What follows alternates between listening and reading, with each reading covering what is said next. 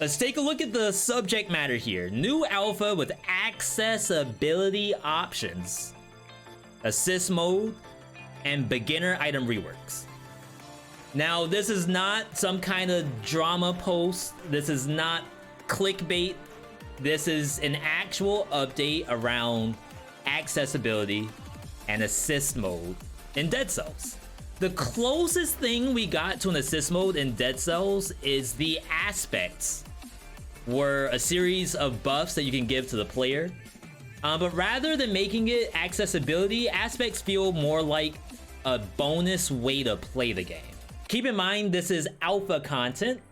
Alpha means that a lot of things are open to change later, and the devs are looking for everyone's feedback, both positive and negative. So I'm sure that some people might get a little heated when they see changes to their favorite game, but we'll just talk through those. You'll be okay. You'll be fine. Trust me. Hello, everyone. The alpha for our next update is live. This update will be all about making Dead Cells more accessible to everyone. It's been 5 years since our early access release, and it's about time that we made sure that Dead Cells can be enjoyed by as many people as possible. 5 years is a long time. You might be thinking to yourself, like, why bother making any changes at all? It was actually winning awards. It reached a point where Dead Cells also became like a genre of game that you emulate as a new dev. Like, you look at Dead Cells, an example of a game, and you build off of that. And in 5 years, the devs have continued to do more and more stuff, and more people are always available to play your game.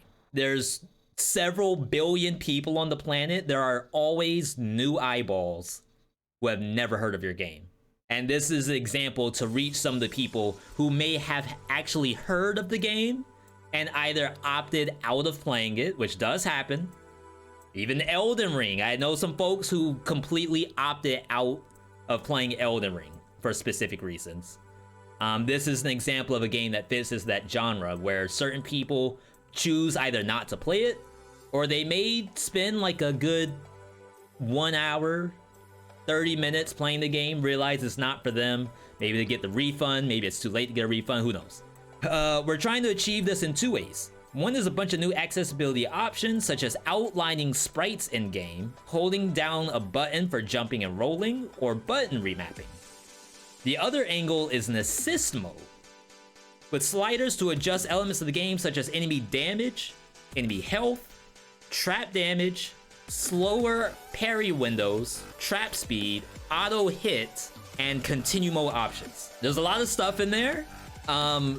Assist mode is something that I don't really have a lot of experience with, except in Veedotme, where I utilize their button remapping and auto aim, because I actually feel like those are really good in a bullet hell style game. How it works in Dead Cells, I don't know, because I feel as though I don't need it, but someone else might need it.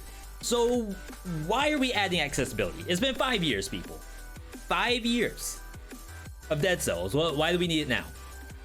Dead Cells is intended to be tough but fair. Sure, you die a lot, but you grow your skill by gaining new weapons and powers until you can beat the final boss. Then you add a boss cell to up the challenge, die to a rat on the next run, and so it begins again. That's actually a really cool rundown of the game. This is our vision of Dead Cells, and we encourage players to try to beat the game as it is. However, we received quite a lot of feedback that this experience is just inaccessible for a decent chunk of players with the game in its current state for various reasons. Now, we talked about this before. The game has been out for 5 years. People actually know of the game and chose not to play it. For someone who has a real, I guess, I don't want to say stake in the game, but think of it as like you are playing what you think is an amazing game, and you want other people to know that it's just as amazing as it seems, and people will actively tell you, no, I shan't play your game. I think there really is a little bit of, I want to say, responsibility for you as a fan to want other fans to play it. Think about movies, comic books. sports even. Like, you want people to enjoy your thing. You want to give them the opportunity to do so. Hopefully at no cost to yourself. These new options are designed to allow specific adjustments of the game to make this tough but fair gameplay accessible while leaving other parts of the game the same. We hope that these changes can let more players enjoy Dead Cells as we intended, and if the unaltered version of Dead Cells already hits the right balance of challenge and progression for you, then these changes are all optional.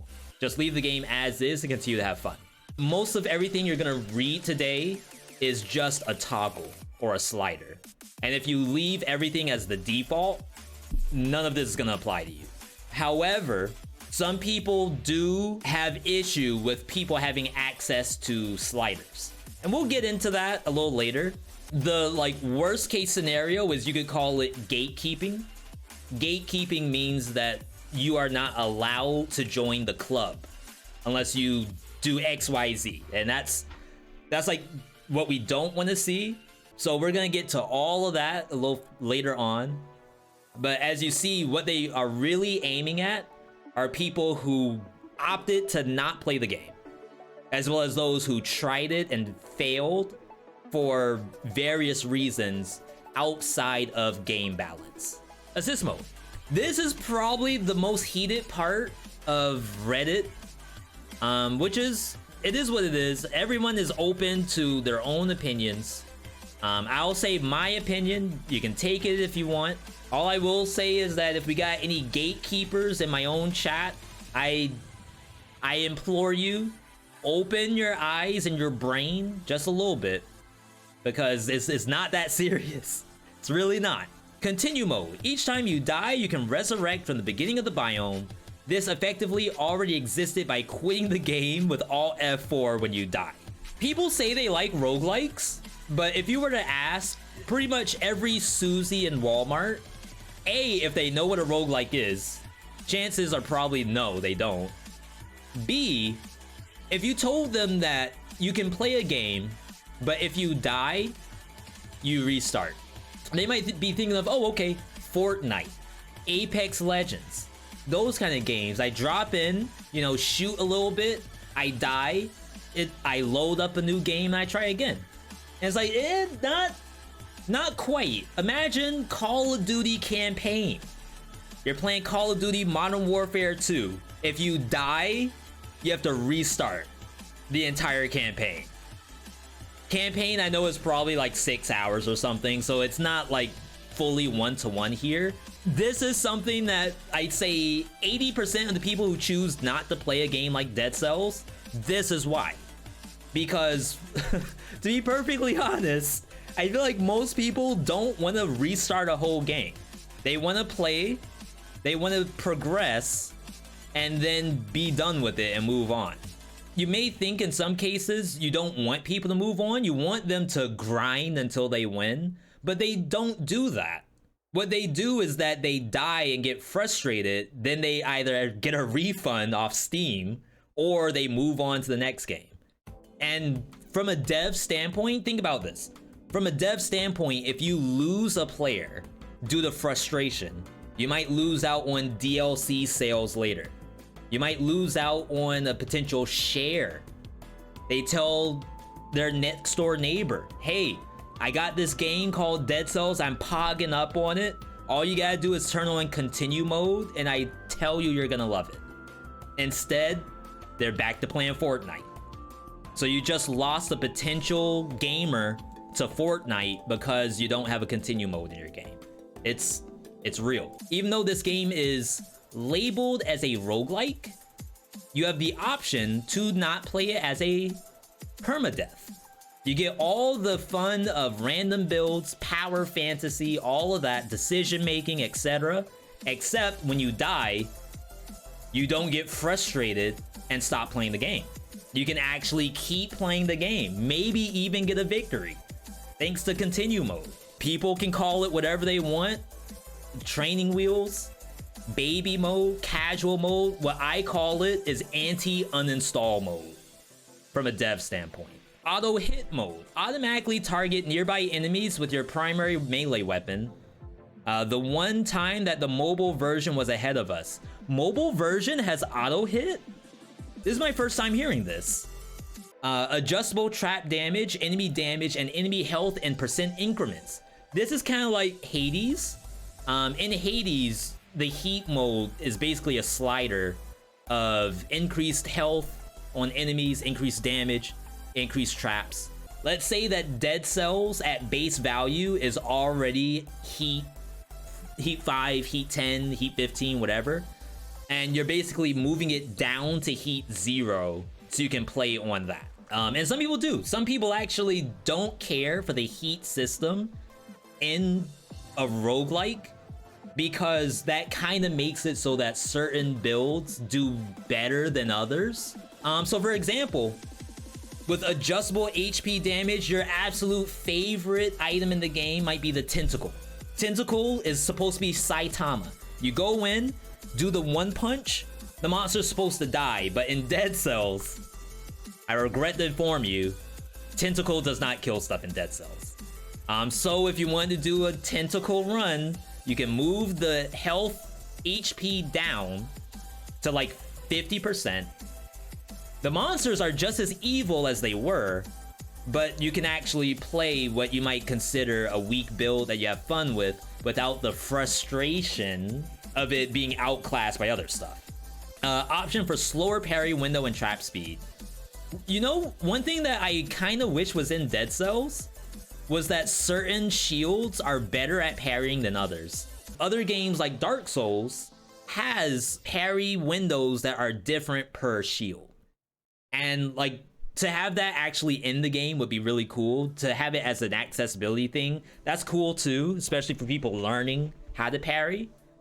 But I would love to have seen this on a specific shield at the same time. But yeah, I mean, if you look at this stuff, I think continue mode is probably, well, this and the sliders are probably the most controversial thing in the update. But be perfectly honest, I feel like these aren't that bad. And in a single player game that's 5 years old, remember, that's a very important detail, that the game is old.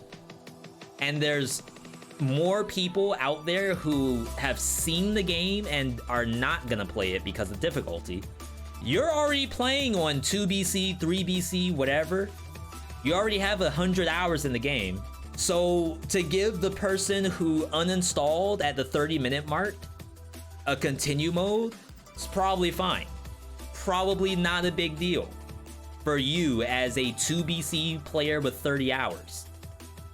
In fact, you might even want to try continue mode yourself. You never know what you're gonna like. So it's like kind of awkward to think of that as a potential problem when it might be something that's actually usable. If you know anyone who bounced off Dead Cells because they found it inaccessible, let them know what's coming. This is exactly what we were talking about. This is not only just an accessibility update, this is an anti-uninstall update. I think that might be my ideal name. Every update has like a title to it. Yeah, so like Break the Bank and stuff like that. It's Dead Cells anti-uninstall is the way how I see it.